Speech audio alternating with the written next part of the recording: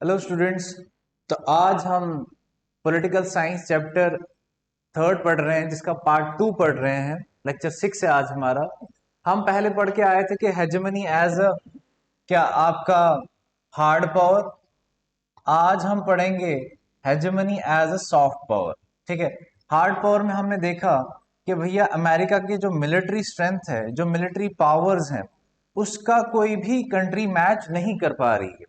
ठीक है। उसके पास जो वेपन्स है उनका अभी तक कोई मैच नहीं कर पा रहा। उसका जो बजट है मिलिट्री के ऊपर, वो नेक्स्ट 12 जो कंट्रीज हैं उनको कंबाइन करके उसका बन रहा है। ठीक है। तो ये जो है अमेरिका हार्ड पावर में बहुत एडवांस है। अब इसी तरह से एक सॉफ्ट पावर होती है, hegemony as a soft power. Hegemony मतलब डोमिनेशन। इसमें सॉफ्ट पावर भी है इसके पास। सॉफ्ट पावर मतलब जैसे कि भैया जहां पे मिलिट्री का यूज नहीं होगा, सिंपल, यहाँ पे यूज होगा डेमोक्रेसी का, यहाँ पे कल्चर का यूज होगा, यहाँ पे आइडियोलॉजी का यूज होगा। ठीक है। उसको हम सॉफ्ट पावर बोलते हैं। सिंपल, जहां पे मिलिट्री का यूज नहीं हो, मिलिट्री फोर्स का यूज नहीं होगा, बाकी जितने भी स्फीयर्स आते हैं आपके, वो सॉफ्ट पावर होगा। तो अमेरिका कैसे पूरे वर्ल्ड को अपने डोमिनेंस में लेता है, अपने इन्फ्लुएंस में लेता है, आज हम वही सीखेंगे। Soft power means ability to persuade. Persuade मतलब कन्विंस करना। ठीक है, किसी को कन्विंस करना, ना कि किसी को फोर्स करके कुछ चीज कन्विंस करवाना। उसको कैसे कन्विंस करना, कैसे कन्विंस करना कि भैया हमारा कल्चर बहुत अच्छा है। ठीक है। हमारा आइडियोलॉजी बहुत अच्छी है। ठीक है।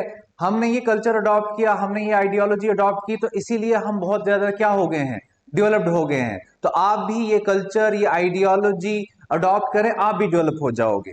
ठीक है। तो अच्छा, और दूसरा याद रखना कि जब सॉफ्ट पावर में हम क्या करते हैं, कंसेंट को मैन्युफैक्चर करवाते हैं, हम मनवाते हैं। ठीक है। मतलब यूएसए मनवाता है, खुद मैन्युफैक्चर करता है इसको, कंसेंट को मतलब मनाना।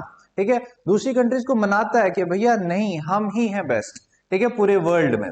ठीक है। तो हेजेमनी क्या हुई, जब एक डोमिनेंट क्लास जो है वो, या कंट्री, ठीक है, दूसरे जो डोमिनेटेड वो है क्लासेस हैं, उनको परसुएड कर देती है। मतलब परसुएड मतलब उनको मनाती है। ठीक है, कि भैया इस हिसाब से उनको मनाती है कि भैया इसमें फायदा किसको होगा। नो डाउट इसमें डोमिनेंट को होगा, ना कि डोमिनेटेड को होगा। लेकिन वो इस हिसाब से उनको कन्विंस करती है, इस हिसाब से परसुएड करती है, ऐसा लगता है कि भैया नहीं, जो डोमिनेंट क्लास है ये इनका भी फायदा है इसमें। ठीक है। अच्छा, कंसेंट जो होता है, जो रजामंदी है, वो ज्यादा पावरफुल है देन कोहर्शन। कोहर्शन मतलब फोर्स से। फोर्स से आप किसी को जीत नहीं सकते हो। ठीक है। फॉर द टाइम बिंग आप किसी को फोर्स से मनवा सकते हो कि भैया ऐसा कर। लेकिन वो जो सप्रेस्ड लोग हैं, वो जो सप्रेस्ड कंट्री है, वो कहीं ना कहीं आपके खिलाफ रिवोल्ट करेगी ही करेगी। लेकिन अगर आप उनको परसुएड करते हो, कन्विंस करते हो, ठीक है, अपने लॉजिक से, अपने कल्चर से, अपने आइडियोलॉजी से, तो वो ऑटोमेटिकली वो क्या हो जाएंगे, कन्विंस हो जाएंगे, और आपकी आइडियोलॉजी को, आपकी कैपिटलिज्म को वो फॉलो करेंगे, आपके कल्चर को फॉलो करेंगे। ठीक है। आप देखो, आपने ये देखा होगा, मोस्टली हर एक कंट्री जो वर्ल्ड की है वो बोलती है कि भैया हमने क्या करना है, अमेरिका जैसे डेवलप होना है, अमेरिका जैसे कल्चर अडॉप्ट करना है, अमेरिका का जैसा स्टैंडर्ड ऑफ लिविंग हमारा भी होना चाहिए। ठीक है। अमेरिका के जैसा इन्वायरमेंट होना चाहिए। ठीक है। तो हमने क्या बना रखा है, एक स्टैंडर्ड बना रखा है कि भैया अमेरिका जो है वो डेवलप्ड कंट्री है, हमें भी उसकी तरह बनना है। ठीक है। तो वो कैसे डेवलप हो गई, तो हाँ, जैसे वो डेवलप हो चुकी है हम भी उसी को फॉलो कर रहे हैं। ठीक है। नो डाउट उसमें डिसएडवांटेजेस क्या हैं वो हम नहीं देख रहे। हम सिर्फ ये देख रहे हैं कि भैया वो डेवलप्ड हो चुकी है, हमने जो पाथ उसने फॉलो किया है वही पाथ हमने फॉलो करना है। जैसे आप देखो, इंडिया में ब्लू जीन्स किसने बनाई, इंडिया की अपनी ब्लू जीन्स है नहीं। ब्लू जीन्स किसकी है, अमेरिका की।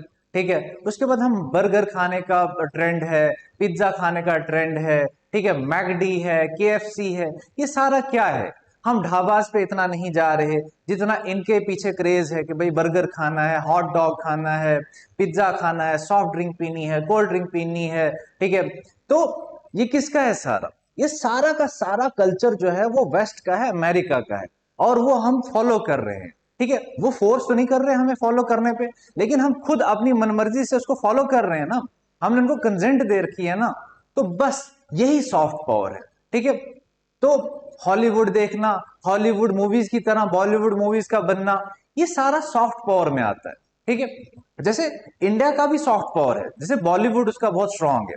ठीक है, जैसे फॉर एग्जाम्पल हमने देखा था, आपको याद रखना है कि उज्बेकिस्तान एक ऐसी कंट्री है, ठीक है, जहां पे इंडिया की बॉलीवुड का मूवीज का बहुत क्या है, इन्फ्लुएंस है। ठीक है, वहां पे बहुत ज्यादा क्रेज है इनका। ठीक है, तो ये हमारी सॉफ्ट पावर है, क्या है हमारी सॉफ्ट पावर। इसी तरह से अमेरिका भी की भी सॉफ्ट पावर है। ठीक है, देखो कि भैया मोस्ट सेडक्टिव क्या है, most seductive and most powerful culture अगर अर्थ पे है तो वो किसका है, अमेरिका का है। हर एक कंट्री उसको फॉलो करना चाहती है। देखिए ब्लू जीन्स, ब्लू जीन्स अरब आज पूरा वर्ल्ड ये पहन रहा है। ठीक है, लेकिन ब्लू जीन्स है किसका कंसेप्ट, ब्लू जीन्स अमेरिका का कंसेप्ट है। अब हमारा क्या है, जैसे इंडिया में जैसे लुंगी पहनते हैं, या उसके बाद लुंगी पहनते हैं, क्या पूरा वर्ल्ड लुंगी पहनता है, नहीं पहनता।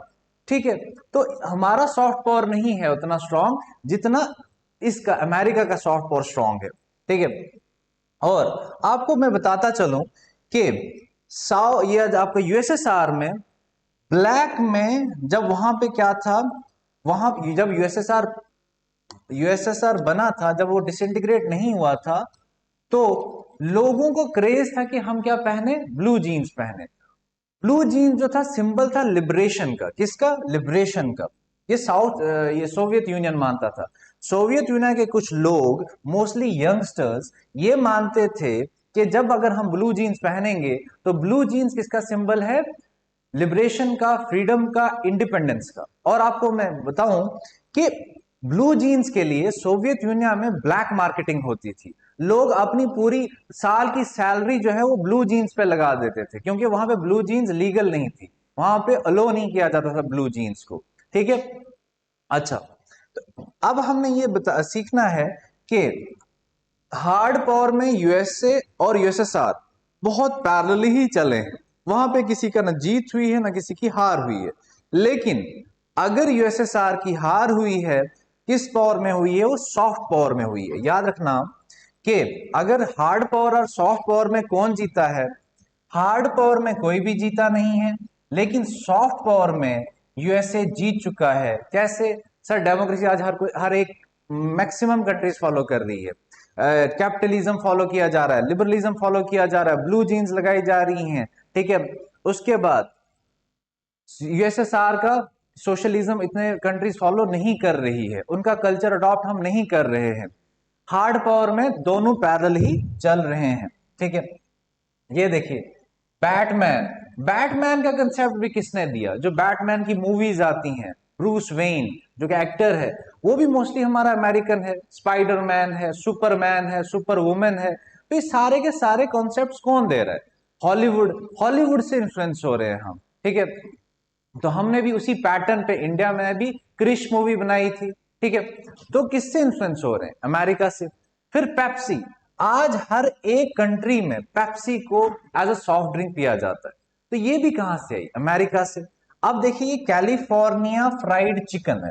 ठीक है, एक आपने ये देखा होगा केएफसी, आज मैक्सिमम हर एक कंट्री में एक ये रेस्टोरेंट आपको मिलेगा, केएफसी, केंटकी फ्राइड चिकन। ठीक है, तो ये भी कहां से आया, हमारा अमेरिका से आया।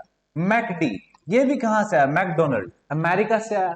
तो अमेरिका जो है सॉफ्ट पावर में बहुत आगे निकल चुका है। क्या अमेरिका की जो पावर है उसके ऊपर कोई रोक है, क्या कोई कॉन्स्टेंट्स हैं, कोई हर्डल्स हैं? तो आपने ये देखना है, क्या आपने देखना है कि भैया जो सारी की सारी, आपने देखा होगा कि अगर मुझे अपनों ने लूटा, गैरों में कहां दम था, मेरी किश्ती वहां डूबी जहां पानी कम था। तो अगर किसी इंपायर को घिराना है तो वो बहुत ज्यादा पावरफुल है, नहीं घिर रहा है, तो आपने क्या करना है, उसके उसके ही लोगों से उसको घिरवा देना है। समझ रहे हैं आप बात, कोई दूसरा एम्पायर उसको घिरा नहीं सकता। ठीक है, बोलते हैं घर का भेदी लंका ढाए, तो ये घर का जो जो घर में ही कहते, कोई अगर ऐसा इंसान है, घर वाले खुद घर को तबाह कर देंगे। ठीक है, समझ आई।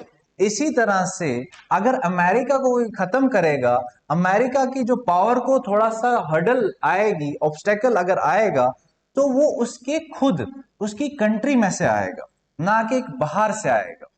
वही चीज हमने आज ये पढ़नी है कि कैसे होगा।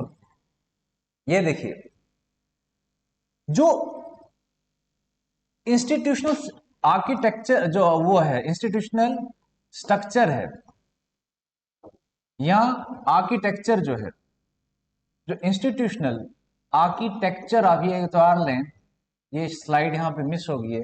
Institutional structure of America, institutional structure of America. Sir, ये इंस्टीट्यूशनल आर्किटेक्चर ऑफ अमेरिका क्या है? इसमें सर जो पावर है, पावर को, जो अमेरिका की पावर है उसको डिवाइड किया गया है 3 ऑर्गन्स में। किस किस में? लेजिस्लेटिव में, एग्जीक्यूटिव में और जुडिशरी में। आपको यह भी पता होगा कि अमेरिका जो है वो presidential form of the government है। क्या है वो? Presidential form of the government है। ठीक है, presidential form of the government है, मतलब प्रेसिडेंट किस में आता है? एग्जीक्यूटिव में आता है। तो सबसे ज्यादा पावर किसके पास है? प्रेसिडेंट के पास है, ऐसा हमें लगता है। तो जहां वो आर्मी को, और ये कमांडर होता है, कमांडर इन चीफ होता है प्रेसिडेंट, जो वो आर्मी को बोलेगा वो आर्मी वो करेगी। लेकिन इसकी पावर को रोक कौन लगाता है? लेजिस्लेचर और जुडिशरी। ठीक है, ये बात आपने याद रखनी है। ठीक है, क्या बात याद रखनी है कि नो डाउट एग्जीक्यूटिव के पास बहुत ज्यादा पावर है, लेकिन एग्जीक्यूटिव की पावर को कम कौन करता है, इसको कॉन्स्ट्रेंट कौन करता है? आपका एग्जीक्यूटिव और आपकी जुडिशरी। ठीक है जी। अच्छा, फिर दूसरी बात, दूसरा एक और हो सकता था कि अगर, क्योंकि एक सिंगल कंट्री जो है अमेरिका को टक्कर नहीं दे सकती, तो हमने कोलिशन बनाना है। कौन कौन कोलिशन में आ सकता है? इंडिया, चाइना और रशिया। अगर ये तीनों कंट्रीज मिल जाती हैं, इंडिया, चाइना और रशिया, तो ये अमेरिका का मुकाबला कर सकती हैं, अमेरिका की हेजेमनी को खत्म कर सकती हैं, अमेरिका की डोमिनेशन को खत्म कर सकती हैं। लेकिन ये तीनों आपस में मिलते ही नहीं है। क्यों नहीं मिलते? क्योंकि they have their own differences, they have their own differences. उनमें खुद बीच में क्या है? डिफरेंसेस हैं। ठीक है, जैसे इंडिया चाइना कभी मिलते ही नहीं है। नो डाउट इकोनॉमिकली वो एक दूसरे के पार्टनर हैं, लेकिन पॉलिटिक्स अलग अलग है दोनों की। ये डेमोक्रेटिक है, ये सोशलिज्म है यहाँ पे। और आपने देखा होगा कि लद्दाख में इनकर ये चल रही है, लद्दाख में घुस रहा है, अरुणाचल प्रदेश में घुस रहा है, डोकलाम में प्रॉब्लम्स चल रही हैं। तो इंडिया चाइना जो है आपस में लड़ रहे होते हैं बहुत बार, और 1962 में भी लड़े थे। इवन चाइना और रशिया का रिलेशन आपने देखा होगा कि अच्छा नहीं है, कभी अच्छे हो जाते हैं, कभी बुरे हो जाते हैं। तो परमानेंटली इनके रिलेशंस तीनों के अच्छे नहीं रहते, तो इसीलिए हम ये कोलिशन भी नहीं बना सकते। तीसरा, अगर कोई ऑर्गेनाइजेशन अमेरिका के पावर को रोक सकती है तो वो है NATO, North Atlantic Treaty Organization. ठीक है, वो हमने पढ़ा है कि नॉर्थ अटलांटिक ट्रीटी ऑर्गेनाइजेशन कब बना? 1955 में, जिसका दूसरा नाम क्या है? बगदाद पैक्ट है। ठीक है, इसमें बहुत सारी कंट्रीज हैं, मैंने आपको बताया कितनी कंट्रीज हैं। ठीक है, अच्छा, क्योंकि ये मिल के लड़ते हैं। अमेरिका नो डाउट लीडर है, ठीक है, किसका? नेटो का। लेकिन अगर दूसरी कंट्रीज इसको मना कर दें तो अमेरिका अकेले से दूसरी कंट्री पे अटैक नहीं करता। जैसे सपोज अभी यूक्रेन और रशिया की वॉर चल रही है, यूक्रेन को पूरी सपोर्ट किसकी है? नेटो की है। ठीक है, अच्छा, तो आपने याद रखना है कि अमेरिका की अगर पावर को कोई कॉन्स्ट्रेंट करेगा तो वो कौन है? नेटो। ठीक है, फिर एक चीज और आती है, अगर इसकी पावर को कोई कॉन्स्टेंट करेगा तो वो स्टेट नहीं बल्कि नॉन स्टेट एक्टर्स करेंगे। नॉन स्टेट एक्टर्स कौन होंगे? जैसे एनजीओज। ठीक है, जैसे आपने देखा होगा एमनेस्टी इंटरनेशनल होती है, ग्रीन पीस है, बहुत सारे ऐसे एनजीओज होते हैं, नॉन गवर्नमेंटल ऑर्गेनाइजेशंस। और इंटेलेक्चुअल्स होते हैं बहुत ज्यादा जो पब्लिक ओपिनियन बनाते हैं लोगों का, राइटर्स होते हैं बहुत सारे। अगर ये सारे लोग अक्रॉस द नेशनल बॉर्डर्स, बहुत सारी कंट्रीज के जो लोग हैं, बहुत सारी कंट्रीज के जो इंटेलेक्चुअल्स हैं, ठीक है, इवन अमेरिका के इंटेलेक्चुअल्स, ठीक है, राइटर्स, आर्टिस्ट लोग, एनजीओ, अगर ये सारे लोग मिल जाते हैं तो ये सारे लोग क्रिटिसाइज कर सकते हैं अमेरिका की हेजेमनी को, अमेरिका के एक्शंस को। ठीक है, समझ आ रही है बात? बहुत प्यार से। एक तो खुद वो अंदर से क्या हो जाएगा, टूट जाएगा, या उसका जो आर्किटेक्चर ही वैसा है, स्ट्रक्चर ही वैसा है कि जो उस जो अनरेस्ट्रेन्ड पावर यूज नहीं कर सकता। कौन? अमेरिका। क्योंकि उसके एग्जीक्यूटिव नहीं कर सकता। क्यों? क्योंकि लेजिस्लेचर और जुडिशरी उस पर रोक लगाती है। दूसरा, उस पर रोक लगाने वाला कौन है? NATO, North Atlantic Treaty Organization. तीसरा कौन लगा सकते हैं रोक? उस पर नॉन स्टेट एक्टर्स जैसे एनजीओ वगैरह, इंटेलेक्चुअल्स, इवन अमेरिका के इंटेलेक्चुअल्स। अच्छा, फिर अगर ये हुआ चीज, इंडिया, चाइना और रशिया का कोलिशन बन सकता, अगर बना तो ये भी क्या हो सकता है, आपका अमेरिका के ऊपर कॉन्स्टेंट लगा सकता है। एक और चीज आती है अमेरिका की सोसाइटी। जो अमेरिका की सोसाइटी है वो बहुत एजुकेटेड है, नो डाउट, वो बहुत अवेयर है, ठीक है, और वहां की मीडिया बड़ी इंडिपेंडेंट है, एजुकेटेड है, अवेयर है, और वहां की जो मास मीडिया है, जो उसका न्यूज़पेपर्स हैं, जर्नलिस्ट हैं, टीवी चैनल्स हैं, न्यूज चैनल्स हैं, वो ओपनली क्रिटिसाइज करती है किसको? अमेरिका के। अगर कोई गलत एक्शन लिया अमेरिका की गवर्नमेंट ने, तो अमेरिका के जो लोग हैं, स्पेशली जो मास मीडिया है, वो क्वेश्चन करता है। ठीक है, जैसे आपने देखा होगा डोनाल्ड ट्रंप जब प्रेस कॉन्फ्रेंस करता था तो बहुत कहते खतरनाक खतरनाक क्वेश्चंस के, उसको क्वेश्चंस का फेस करना पड़ता था। जर्नलिस्ट वहां पे बहुत आजाद होते हैं और वो खुले दिल से क्वेश्चंस पूछते हैं। ठीक है, और पूछने भी चाहिए क्योंकि पब्लिक फंड यूज कर रहे हैं और पब्लिक टैक्सेस यूज कर रहे हैं वो। ठीक है, तो वहां की जो अमेरिकन का जो कल्चर है, पॉलिटिकल कल्चर, वो ओपन है, मतलब ओपनली क्रिटिसाइज कर सकते हैं अमेरिका की गवर्नमेंट के पॉलिसीज को, अमेरिका के गवर्नमेंट के एक्शंस को, ये याद रखना है। ठीक है, तो ये विद इन द सिस्टम है, विद इन द अमेरिका है। तो ये बोला जा रहा है कि अमेरिका की जो हेजेमनी है उसको कौन खत्म कर सकता है? अमेरिका के लोग खुद। ठीक है, समझ आ गई? अच्छा, इंडिया का कैसा रिलेशन है यूएसए के साथ? देखो, ड्यूरिंग कोल्ड वॉर हमें पता है इंडिया का यूएसए के साथ अच्छा रिलेशन नहीं था। उसका किसका रिलेशन अच्छा था? यूएसएसआर के साथ। ट्रीटी ऑफ फ्रेंडशिप आपने याद रखनी है, ट्रीटी ऑफ फ्रेंडशिप, ठीक है, 1971 की, 1971 की। ठीक, उसके बाद जब ये डिसइंटीग्रेट हो गया, कौन? यूएसएसआर जब डिसइंटीग्रेट हो गया, कब? 1991 में। ठीक है, 1991 में जब डिसइंटीग्रेट हो गया तो इंडिया का कोई दोस्त नहीं बचा, ना उसका यूएसए बचा, ना उसको यूएसएसआर बचा। ठीक है जी। अच्छा, फिर लेकिन लिबरलाइजेशन, जिसको हम एलपीजी रिफॉर्म्स बोलते हैं, जब इंडिया ने नरसिम्हा राव के टाइम और मनमोहन सिंह जो फाइनेंस मिनिस्टर थे, उन्होंने कुछ इकोनॉमिक रिफॉर्म्स लाए थे जिसको एलपीजी बोलते हैं, लिबरलाइजेशन, प्राइवेटाइजेशन और ग्लोबलाइजेशन। 1991 के बाद, इन रिफॉर्म्स के बाद क्या हुआ? हमारी जो इकोनॉमी है उसको ओपन किया गया। अब जो है, जो बाहर की कंट्रीज यहाँ पे इन्वेस्ट कर सकती हैं, बाहर की कंट्रीज या एमएनसीज यहाँ पे इन्वेस्ट कर सकती हैं, यहाँ पे खुल सकती हैं। उसके बाद हमारी जो इकोनॉमिक ग्रोथ है वो बहुत ज्यादा हो गई। जब बहुत ज्यादा हो गई तो बहुत सारी कंट्रीज ने हमारे साथ क्या रखना स्टार्ट कर दिए? रिलेशंस। उसमें यूएसए ने भी हमारे साथ अच्छे रिलेशंस रखना स्टार्ट किए। तो 1991 के बाद यूएसए के अच्छे रिलेशंस हुए इंडिया के साथ। ठीक है, अच्छा, अब कौन से फैक्टर्स हैं जो इंपॉर्टेंट रोल प्ले करते हैं between India and US relations के पास? देखिए, एक तो टेक्नोलॉजी, इंडिया को टेक्नोलॉजी चाहिए अमेरिका से। दूसरा, इंडिया के बहुत सारे लोग जो हैं वो कहाँ रहते हैं? अमेरिका में, जिसको डायस्पोरा कहते हैं। ठीक है, अब जैसे एग्जांपल 65% जो इंडिया के सॉफ्टवेयर एक्सपोर्ट्स हैं, सॉफ्टवेयर हैं, वो कौन खरीदता है? वो यूएसए खरीदता है। कौन खरीदता है? ये यूएस चला गया उधर, यूएसए खरीदता है जी।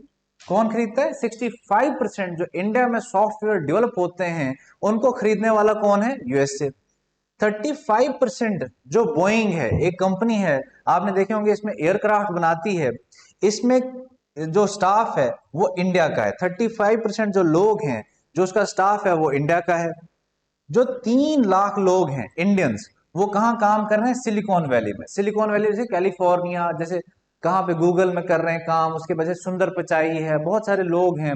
उसके बाद फेसबुक में काम कर रहे हैं, गूगल में काम कर रहे हैं, यूट्यूब में काम कर रहे हैं।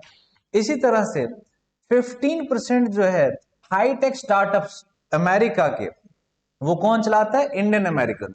इंडियन अमेरिकन जो इंडिया से अमेरिका गए हैं। ठीक है। अच्छा,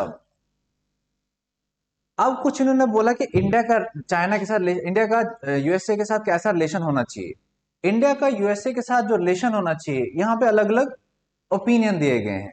पहला ओपिनियन ये है कि भैया चुपचाप करके इंडिया को स्टे अवे, कि भैया India should stay away from US.